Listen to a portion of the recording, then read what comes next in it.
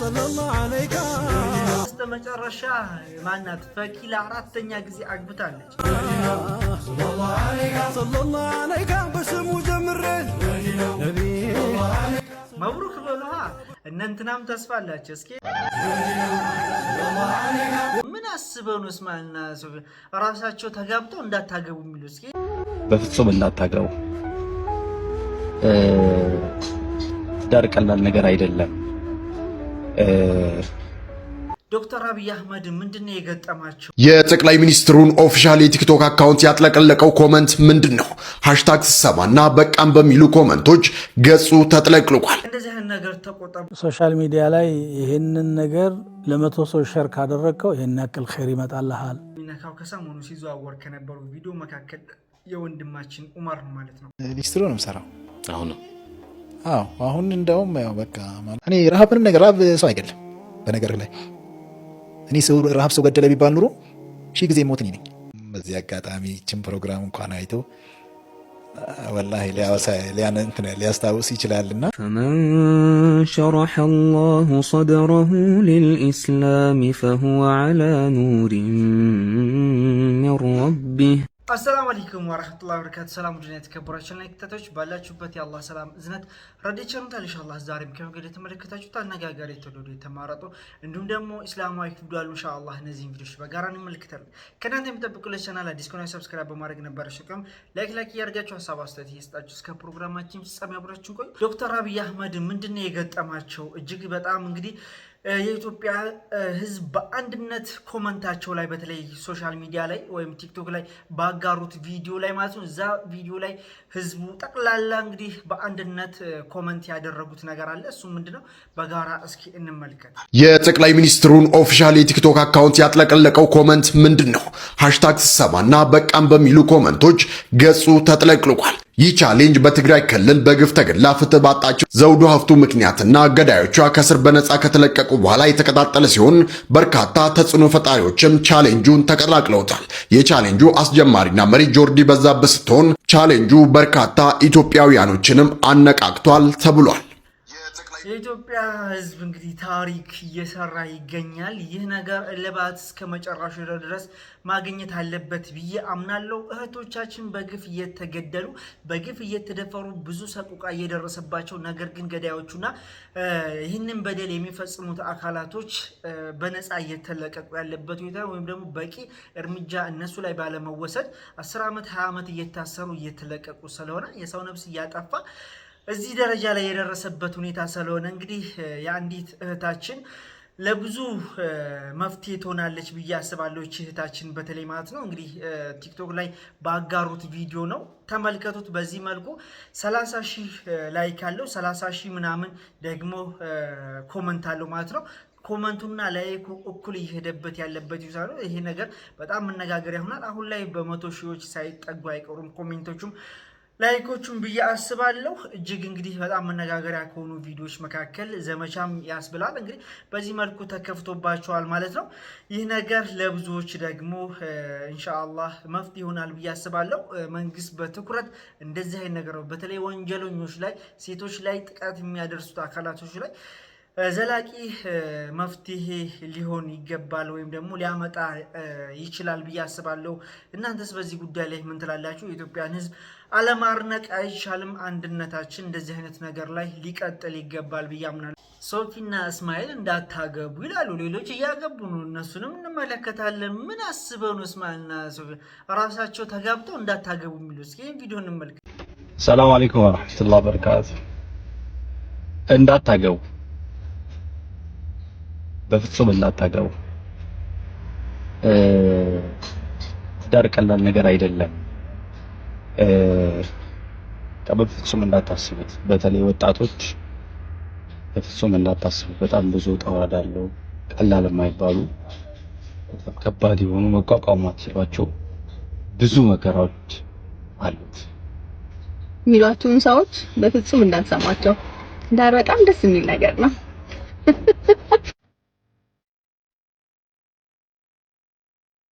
እንዳታገቡ የሚላችሁ ሰዎች እንዳትሰሙ። ስለዚህ አግቡ ብሎ በስተመጨረሻ መልእክት አስተላልፈዋል። እጅግ በጣም ወሳኝ መልእክት ነው ብዬ አስባለሁ። እንዳታገቡ፣ ትዳር ከባድ ነው፣ ትዳር እንዲህ ነው። በጣም ብዙ ሰዎች በእናንተ ህይወት አስተያየት ለመስጠት ይሞክራሉ፣ እናንተን ወደኋላ ለማስቀረት። ነገር ግን ትዳር የአላህ ትልቁ ጸጋ ነው። ትዳር ኒዕማ ነው ብዬ አስባለሁ እና ትዳራችሁን አላህ ያቆይላችሁ። የሌላችሁ ደግሞ አላህ ቆንጆ ትዳር ይወፍቃችሁ፣ አግቡ ማለት ነው ኢንሻአላህ።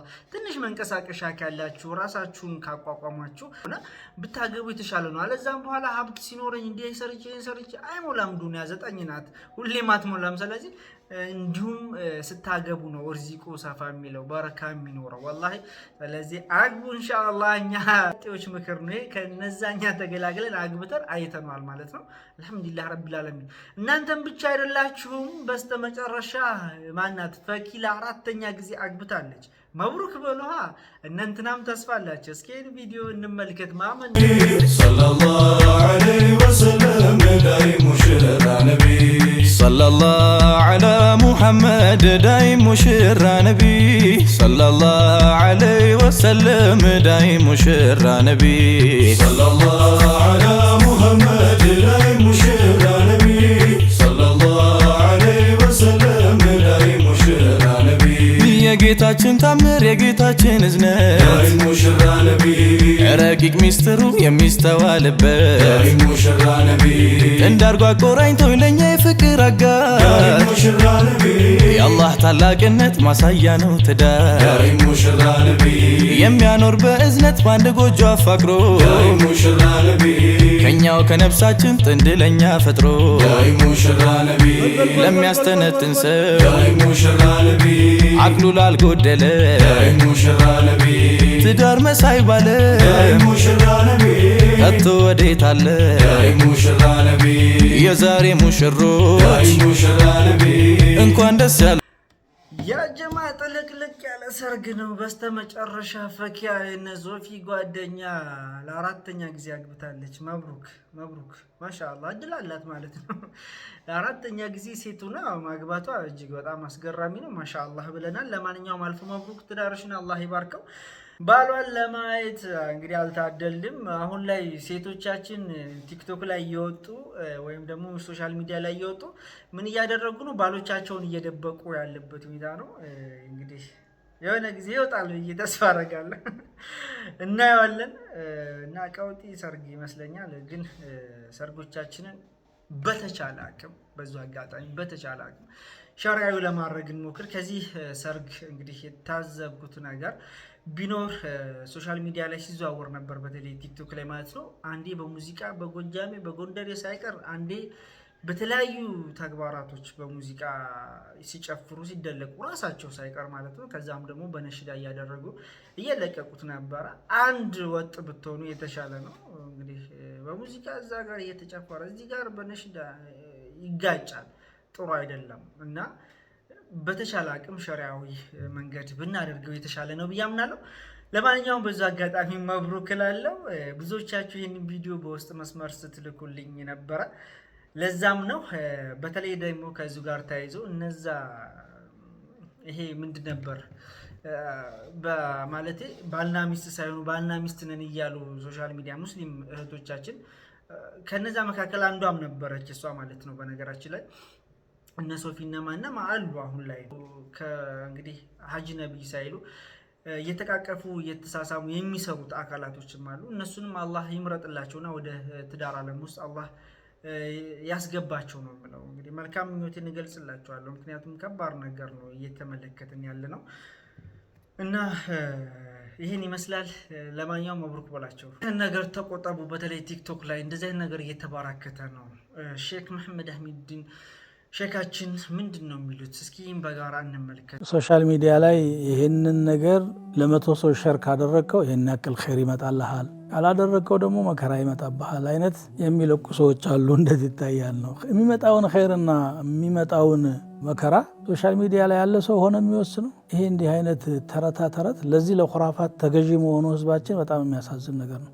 መዲና መስጊድ ኢማም ማነው ጠባቂ ነው አህመድ ከሚባል ሰው ተብሎ የዛሬ 33 ዓመት ጀምሮ ማውቀው የሚሰራጭ ወረቀት አለ። ድሮ እንዲህ እንዳሁኑ ሶሻል ሚዲያም ሳይኖር በፎቶኮፒ ሁሉ ያባዛው ነበር። ሰው ጁሙዓ ምን ኸጥበበት ቦታ ይዘውልን ይመጣሉ። ይሄ ነገር እንዴት ነው? አህመድ የሚባል መዲና መስጊድ ጠባቂም የለም ብለው ዑለማዎች ራሱ ፈትዋ አድርገውበታል በዘመኑ። እንደዛ የሚባል ሰውም አልነበረም። በመናሚ አይቼ ምናምን ሸሪዓ ከመናም አይወሰድም። ሸሪዓ የሚወሰደው ከቁርአን ከሱና ነው። የሰው ዕጣ ፈንታ ደግሞ የሚወስነው አላህ ረብል ዓለሚን ነው። ማንም ሰው ይሄን ካላደረክ በላይ ይወርድብሃል፣ ይሄን ካደረክ እንዲህ አይነት ታገኛለህ ብሎ ከራሱ ልናገረው የሚችለው ነገር የለም። ጠንቋዮችና አጭበርባሪዎች የሚሰሩት ነገር ነው። ይሄ ለእንዲህ አይነት ነገር ህዝባችን ሰለባ መሆኑ ምን ያህል የላላ ዓቂዳ እንዳለ የሚያሳይ ነገር ነው። ጦርና ነፍዕ በአላህ ሱብሓነሁ ወተዓላ እጅ ነው። አላህ መከራ ሊያመጣ ከፈለገ ያመጣል፣ ረሕመት ሊያዘንብ ከፈለገም እሱ ነው። ማ የፍተሕ ላሁ ሊናስ ሚን ረሕመትን ፈላ ሙምሲከ ለሃ ወማ ዩምሲክ ፈላ ሙርሲለ ለሁ ሚን ባዕዲህ። አላህ ለሰዎች የሚከፍተው እዝነት ካለ ማንም አቃቢ የለው። አላህ ለአንተ ሊያደርስ የፈለገውን ሰው የትኛው ኃይል ነው ሊያቅበው የሚችለው? ሊያመጣው የፈለገውን መከራም የሚገፈትር አካል የለም። ወደ እሱ ሸሽተን እሱኑ የላከውን መከራ መክትልኝ ብሎ በመሸሽና በመለመን ካልሆነ በስተቀር። ይሄ ደግሞ የዓቂዳ መሰረታዊ ነገር ነው። ላኢላሃ ኢለላህ እኮ አንዱ ተፍሲሩ ይሄ ነው።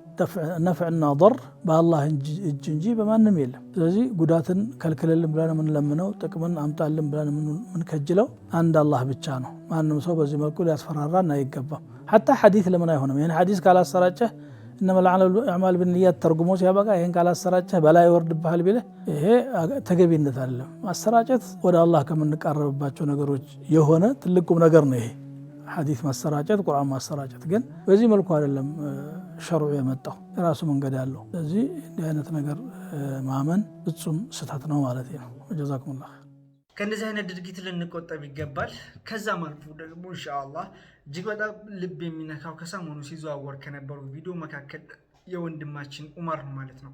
አላህ ቀሪ ህይወቱን አላህ ያስደስተው። ብዙ በደል ብዙ ነገር ነው የተፈጸመበት። ፓርት ክፍል 2 ተለቋል ማለት ነው ኢንሻአላህ።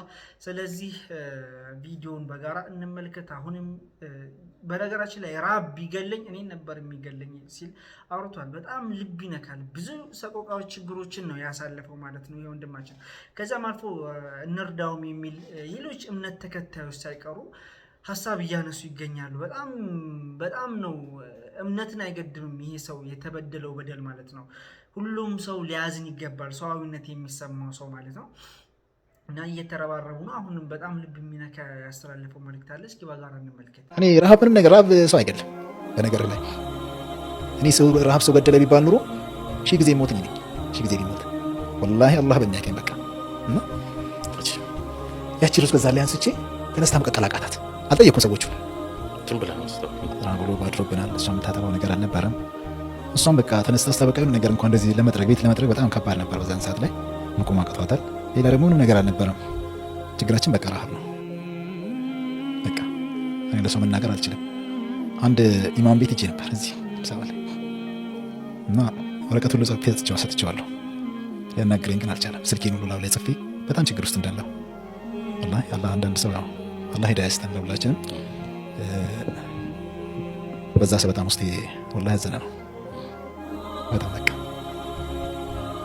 እና ያችን ነገር ተነስቼ ሳበቃ በቃ ከዛ መስኮት ላይ ወሰድኩኝና ሰዎችን አስፈቅጄ ምን አይደለም ወላሂ ሰግጄ እንደመጣሁኝ እዛ ጋር ሳይ አቧራ ፌስታል ምናምን በቃ አቧራ እንትን ብሏታል። ብድግ አደረኩ አየሁኝና ትንሽ ጭብጥ ነገር ናት ቀቅዬ በጨው እሷን ነው በቃ ለእሷና ሊያጠቅባቸው አይደለም በቃ ትንሽ ብቻ የማደርገውን የለኝማ ምን ላድርግ የማደርገው ነገር የለም በቃ እዚህ እና ያችን ነገር ለልጄና ለእሷ ሰጥቼ እኔ አሁንም ባፌ ምንም ነገር አልቀመስኩም። ውለን አድረናል በቃ ረሃቡን ለምደው በቃ እኔ የሰው ልጅ ረሃብ በነገራችን ላይ የሰው ልጅ አይገለም ወላሂ እኔ አላህ በሚያውቀው የፈለገ ነገር በባል ዛሬ አሁን ረሃብ ሰውን ገደለ ቢባል ስንት ቀን ውሎ አድሮ እኔ በጣም በቃ ማለት እኔ አይቼዋለሁ በዚህ 17 ዓመት ውስጥ ያልተራብኩበት ወር ያልተራብኩበት ዓመት የለም። ምን እንደሆነ አላውቅም። ከዛን ያችን እንደዛ ካደረግኩኝ በኋላ ውለን አደር ለካ እኔ ወጥቼ እንደዚህ ስራ ምንም በምፈልግበት ሰዓት እሷ ለቤተሰብ ትደውላለች። ቤተሰቦቿ 3 ሰው ሆነው መጡ። 2 ወንድሞቿና እናትየው በጣም ኃይለኛ ሰው ናቸው። ትንሽ ከብዳለሁ እና አንተ ቤተሰብ አለህ ከፈለክ መክፈር ትችላለች። ሂድ ቤተሰቦች ጋር ሄደህ እስኪያልፍልህ ድረስ የሆነ ነገር እስክትል ድረስ ክርስቲያን ሆነህ ከነሱ ጋር መኖር አለብህ። እኔ ልጄን እፈልጋታለሁ አለች እናቴ። ሰው ወጥቶ እየለመናት ጠቅልለው ተነሱ። የምትተኛበት ፍራሽ ብለው የምተኛበትን ፍራሽ አልተውልኝ ልጅስ ይዘውት ሄዱ። በቃ በጣም ውስጥ ያዘነ፣ በጣም አዘንኩ። እኔ ረሃቤንም ድካሜንም ሁሉም ነገሬን የምችልበት ልጄ ነው። ወላሂ ሽንት ጨርቁን በማሸትበት ሰዓት ወላሂ ራስ ምታት ይቶኛል። ሁሉ ነገር በቃ ለምን እስልምና ላይ ምንም ስር የለኝም። እኔ የማውቀው በህይወቴ የማስበው ነገር ምንድነው? አንድ ልጅ እስልምና ላይ አሳድጌ ብሞት እኔ ችግርም ሆነ ህመም ሆነ ብዙ ነገር ተፈራርቆብኛል፣ አይቻለሁ። ሟች ነኝ፣ አንድ ቀን አውቃለሁ። ከቤተሰቤ አንድ ሰው እንትን ሙስሊም የለም። ነገ ከነገ ወዲያ ሞትኩኝ ነው በቃ መረሳት ነው እንጂ አንድ መግፊራ እንኳን የሚለምንልኝ ልጅ የለኝም። ያንን ደግሞ ለማሳደግ ወላሂ ሁሌ ለቅሶኝ ነበር። በጣም በቃ እና ይዘዋት ሄዱ። አዘንኩ በጣም በቃ ቤቴን ዘጋው። ለቅሶ ነው ምንም ነገር በቃ እኔ ረሃቤ ምን አይታየኝም። አሁን ልጄ ነው፣ እሷ ለኔ እንደዚህ ነች። ምን አባቴ ላድርግ በቃ የማደርገውን አጣሁ። እዛ ነው ቤት ውስጥ እንዲህ በቃ ዘግቼ መዋል ማደር ጀመርኩ። በኋላ ላይ ሰፈሩ እሷ እንዳያዋጡ ብር ሰጠኝ። ሂጄ እንዳያቸው ሂጄ በዛ ሰውም ለምኜም ብዬ እንድመልሳት ወደዚህ ወደ አዲስ አበባ እዚህ ነው ያለን። የዛኔ ከዚህ ነው ወሰዷት። እዛ ሄድኩኝ አይደል። በሚሄድበት ሰዓት ወላሂ እኔ የማውቃቸው ሰዎች አይደሉም ቤተሰቦቿ። እንደዛ ለአላህ ብለን የሰጠንህ እንደዛ ስንት ነገር በቃ አንተ ካጠገባችን እንድትለይ አንፈልግም፣ አንተ ማጣት አንፈልግም ያሉኝ ሰዎች መንጫ የሚባለው ነገር አላቸው።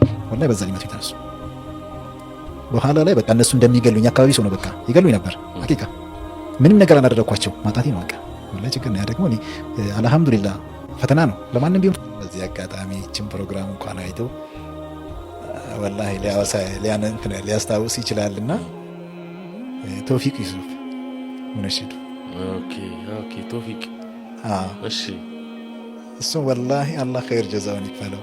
እኔ በህይወቴ በቃ ፌስቡክ የሆነች ትንሽዬ አይቴል ስልክ አለኝ አሮጌ ተችናት፣ በእሷ እየተጠቀምኩኝ እሱን እዛ ላይ ያየሁት ነሺዳውን አውቃለሁ። ጻፍኩለት፣ አረፋ ደርሷል። የተወሰነ ቀን የቀረው ቤት ውስጥ ምንም ነገር የለኝም። ያችን ስልክ ለመሸጥ 500 ብር የሚገዛኝ የለም፣ ሰባብራለች። ከዛም በኋላ በቃ ለሽጣት ብዬ እሷን እንትን እያልኩኝ ያ መጀመሪያ አንፎ ላይ እንደዛ እሱ ጋር የነበርኩት ልጅ ያልኩህ እዛ ስልኳን ወስዶ ሲያሳይ ስልኳ አይቴላት እንጂ ኦሪጂናለች። እስከ 2000 ብር ድረስ 1500 እንደዚህ ገመቱለት። እዛ እንደዚህ ይሸጣለኝ። ቆይ አልኩት። እሷን ያስኩኝና እዛን ቀማታ ላይ ቶፊቅ ዩሱፍን ሳየው ጻፍኩለት፣ ፌስቡክ ላይ ሜሴንጀር ላይ ጻፍኩለት። ጽፍለት አዘነ፣ ወላሂ አዘነ በጣም። እዛ ስልክህን ላክልኝ አለኝ። ስልክ ጻፍኩለት፣ አናገረኝ። ከዛን እሱም ባለቤቱ ወልዳ ይሁን እንደዛ አላውቅም አላሁ አለም እንደዛ መሰለኝ ሆስፒታል ላይ ከሆስፒታል ሊወጣ ሆስፒታል ላይ ያለው በቃ ብር አስገባልሃለሁ አለኝ። አይተው አልኩት። አሁን በቃ ስልኬን ልሸጥ ስለሆነ ስልኳን ልሸጥ ነው። እኔ ባልሙያ ምንም ነገር የሚበላ ነገር የለንም። እዛ እንዳትሸጥ አለኝ። እሺ ብዬ ጠበቅኩት። ነገ ነው በዓሉ ረፋኢድ። እስከ ጠዋት ድረስ አላክልኝም ነበር። ከዛም በኋላ የሆነች ትንሽዬ ስልክ እሷ ነበረች። 3 ሲሜን ከተትኩኝና ስልኬን ሸጥኩኝ። ስልኬን ሽጬ ልጁ ብር አምጥቶልኝ 1700 ብር ተሸጠች። በእሷ ተደስተን በቃ የሆነ ነገር እየገዛዛው እያለ ተደወለልኝ።